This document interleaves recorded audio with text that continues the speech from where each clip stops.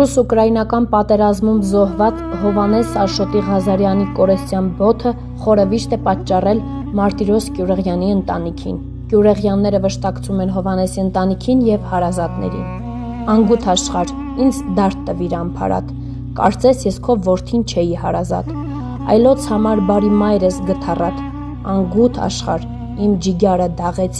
դաղեցիր ու վերքերիս աղ շաղեցիր, գիշերն անծայր, երկինքս էլ ամպոտ էր,